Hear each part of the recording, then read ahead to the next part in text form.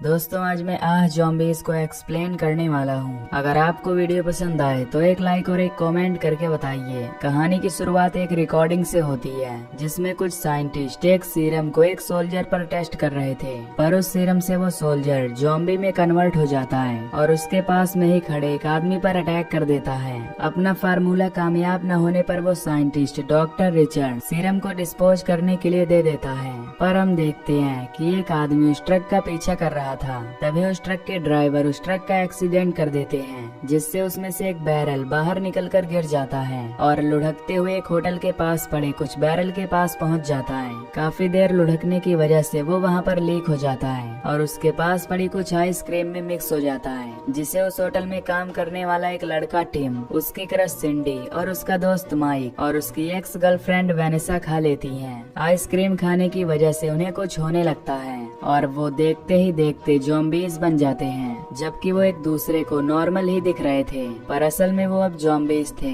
जिसका उन्हें पता नहीं था। यही नहीं, उनके साथ और भी काफी चीजें हो रही थी। सिंडी के पेट में काफी दर्द हो रहा था तो माइक को काफी भूख लग रही थी और जब वेनेसा 911 पर कॉल करती है तो वो सामने से आ रही आवाजों को समझ नहीं पाती क्योंकि वो काफी जल्दी जल्दी बोल रहे थे। वो सब भी ये समझ रहे थे कि उनमें कुछ तो हुआ है, पर क्या हुआ है ये नहीं समझ पाते और सिंडी की तबीयत भी खराब हो रही थी, इसलिए वो जल्दी से उसे हॉस्पिटल ले जाने लगते हैं। पर टिम कार ऑन नहीं कर पाता और बाहर खड़ी सिंडी एक बिल्ली को मार कर खा जाती है, पर उसे ये नहीं पता चलता कि आखिर उस बिल्ली को किसने मारा। यहाँ हमें रियलिटी का सीन ब्लैक एंड व्हाइट में दिखाया है और जो उन चारों को दिख रही थी वो कलरफुल थी और वो खुद को अभी भी इंसानों के रूप में देख रहे थे और एक दूसरे से नॉर्मली बात कर रहे थे, पर असल में वो कुछ भी ढंग से नहीं कर रहे थे और वो काफी खतरनाक दिख रहे थे। इन सबसे परेशान वो उनके पास ही खड़े कुछ लोगों से हेल्प मांगने जाते हैं तो वो लोग उन्हें देखकर वहाँ से भाग जाते हैं। उतने में उनके पास एक आदमी आता है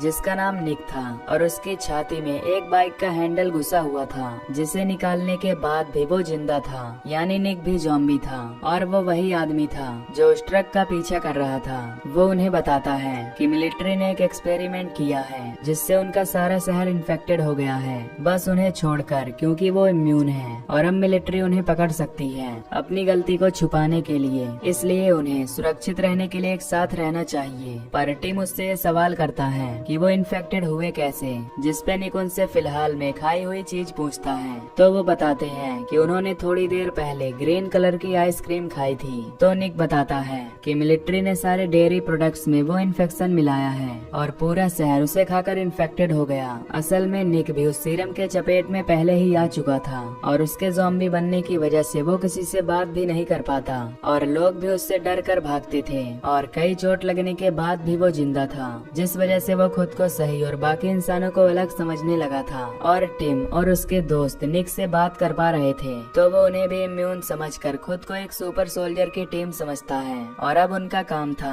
कि वो मिलिट्री को एक्सपोज करेंगे और खुद को ठीक, पर उन्हें मिलिट्री से बचकर रहना होगा क्योंकि उनके लिए वो खतरा थे। तभी उन्हें एक ड्रंक आदमी दिखता है जिसके पास निक जाकर टेलीफोन के बारे में पूछता है, जिस पर वो आदमी उन्हें अपने साथ ले जाता है। वो आदमी उनसे डर कर इसलिए नहीं भागता क्योंकि वो ड्रंक था और ड्रंक इंसानों को ज़ॉम्बीज़ भी नॉर्मल ही दिखते थे और निक के मुताबिक अल्कोहल उस इन्फेक्शन को न्यूट्रलाइज कर रही थी, जिससे वो आदमी अभी तक ठीक था। फिर वो उन्हें अपने साथ एक होटल के अंदर ले जाता है, पर होटल के अंदर के इंसान ड्रंक नहीं थे और वो उन ज़ॉम्बीज़ को देखते ही उन पर हमला कर देते हैं, जिसमें वो टिम को शॉट गन से और माइक का हाथ ही काट देते हैं। लेकिन उन दोनों में से कोई नहीं मरता, बल्कि उनके पास अब सुपर स्ट्रेंथ भी थी, जिसकी मदद से वो उन सभी इंसानों को काफी आराम से मार देते हैं। और इसके साथ साथ अब माइक को भी विश्वास था कि वो सुपर सोल्जर है और बाकी सभी इंसान इन्फेक्टेड हैं, इसीलिए मिलिट्री से बदला लेने के लिए वो सभी एक कैंप के पास जाते हैं। पर वहाँ पहले से कुछ ज़ॉम्बीज़ भी मिलिट्री पर अटैक कर रहे थे, जिन्हें मिलिट्री गोलियों से भूनकर खत्म कर देती है। और ये देखकर निक उन्हें कैंप में न ले जाकर बल्कि एक कर्नल और एक डॉक्टर का पीछा करवाने लगता है, जहाँ वो कर्नल और डॉक्टर दोनों एक रेस्टोरेंट में जाते हैं और निक ये प्लान बनाता है कि वो जाकर कर्नल और डॉक्टर से कुछ ऐसा हासिल करके आएगा जिससे वो ठीक हो सके। और निक ऐसा ही करता है, लेकिन उसके स्किन निकलने की वजह से वो पकड़ा जाता है और उसे वहाँ से भागना पड़ता है। लेकिन उसे ये पता चल गया था कि उनके काम की चीज कर्नल के एक ब्रीफ केस में है जिसे उन्हें मिलिट्री कैंप में जाकर हासिल करना है। और वो ये भी बताता है कि आज रात के अंदर अंदर उनके शहर की आधी पॉपुलेशन इन्फेक्टेड होने वाली है, इसीलिए उन्हें वहाँ से अपना एंटीडोट लेकर जल्दी से निकलना होगा। लेकिन अब सिंडी उसका साथ नहीं देना चाहती थी क्योंकि उसे अपने पेरेंट्स की चिंता थी और वेनेसा भी उसके साथ जाने से मना कर देती है, जिस वजह से माइक और टिम भी सिंडी और वेनेसा के साथ ही जाते हैं। पर निक मिलिट्री कैंप ही जाता है। सिंडी और टिम वहाँ से उसके पेरेंट्स के घर पहुँचते हैं और हम वहाँ ये देखते हैं कि उन्होंने अपने घर के बाहर एक बोर्ड लगा रखा था जिसमें यह लिखा था कि नो ज़ॉम्बीज़ अलाउड, यानी कि उनके शहर में अब वो ज़ॉम्बी सीरम फैल गया था और हर कोई उससे बच रहा है। पर सिंडी और टिम उस पर ध्यान नहीं देते और टिम सिंडी के पेरेंट्स से अंदर मिलने चला जाता है। पर टिम असलियत में ज़ॉम्बी था तो उसके पेरेंट्स उस पर गन से शूट कर देते हैं, जिससे टिम को कुछ नहीं होता और वो सिंडी के पेरेंट्स को बताने लगता है कि वो सिंडी से काफी प्यार करता है। लेकिन उसका कोई फायदा नहीं होता क्योंकि वो उसकी कोई बात समझ नहीं पाते और वो तो उस पर एक बॉम्ब फेंक देते हैं, जिससे टिम बच जाता है और वहाँ से बाहर आ जाता है। वो सिंडी को बताता है कि उसके भी पेरेंट्स उस इन्फेक्शन के शिकार हो गए हैं। पर यहाँ सिंडी टिम को लव यू कह देती है और वो दोनों किस करते हैं। और सीन यहाँ से वेनेसा और माइक पर जाता है, जहाँ वेनेसा एक आदमी के पास अपने इंटरव्यू के लिए आई थी, पर वो आदमी भी वेनेसा को देखकर डर जाता है, जिस वजह से वेनेसा उसे मारकर वहाँ से चली जाती है। फिर हम निक को देखते हैं जो अभी भी कर्नल और डॉक्टर का पीछा कर रहा था और वो अब एक मिलिट्री कैंप पहुँच जाता है। पर उनकी बातें सुनने के चक्कर में निक पकड़ा जाता है और उसे पकड़कर डॉक्टर रिचर अपनी एक मशीन के थ्रू निक से बात करते हैं और उसे बताते हैं कि वो कोई सोल्जर नहीं है बल्कि वो ज़ॉम्बी है और वो और उसके साथी इन्फेक्टेड हैं। सच्चाई जानने पर निक काफी गुस्सा होता है और वहाँ तोड़ फोड़ कर देता है। फिर हम सिंडी, टिम, माइक और वेनेसा को देखते हैं जो कि एक बॉलिंग क्लब के बाहर रियूनाइट होती है और वो वही जगह थी जहाँ टिम काम किया करता था। और वहाँ का मालिक जो कि पहले से ड्रंक था वो उन्हें अपने साथ अंदर ले जाता है।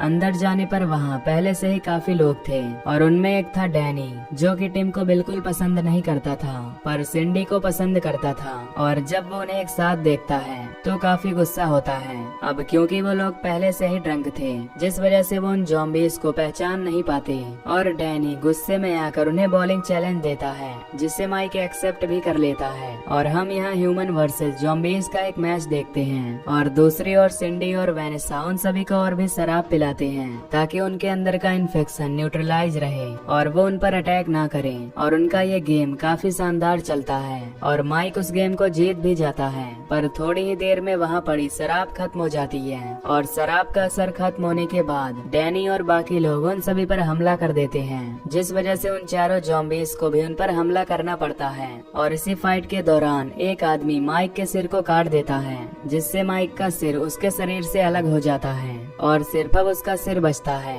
थोड़ी ही देर में वो सभी इंसान हार जाते हैं और उतने में वहाँ निक भी पहुँच जाता है जो उन्हें सच्चाई बताता है। और अब जाकर उन चारों को पता चलता है कि बस वो ही इन्फेक्टेड हैं और बाकी सभी ठीक हैं। और ये जानने पर उन्हें काफी बुरा लगता है क्योंकि अब वो कभी इंसान नहीं बन पाएंगे और तो और वो अपने परिवार से भी नहीं मिल पाएंगे। अब इन सब से परेशान होकर वो ये फैसला करते हैं कि अब वो अपना एक डिफरेंट शहर बसाएंगे और वहीं रहा करेंगे। पर उसके लिए उन्हें वहाँ से निकलना था और इसलिए वो प्लान बनाते हैं कि वो सभी लाशों की तरह एक ट्रक में पड़ जाएंगे और उस ट्रक को निक एक रेडियो एक्टिव सूट पहनकर चलाएगा, जिससे उसे मिलिट्री भी नहीं रोक पाएगी। जिसके लिए पहले वो लोग डैनी और उसके साथियों को भी वो आइसक्रीम खिलाकर ज़ॉम्बीज़ बनाते हैं और उसके बाद वहाँ से जाने की तैयारी करते हैं। पर जब वो मिलिट्री कैंप पर पहुँचते हैं तो वहाँ पर एक ऑफिसर उनकी ट्रक चेक करने लगता है। सभी लोग मरने की एक्टिंग करते हैं, जिससे वो उन्हें अंदर जाने की परमिशन दे दे देता है। तभी माइक का सिर उस ट्रक से गिर जाता है और उसे वेनेसा लेने के लिए उतर जाती है, लेकिन निक ट्रक का हैंड ब्रेक लगाना भूल जाता है, जिससे ट्रक अपने आप आगे बढ़ने लगता है।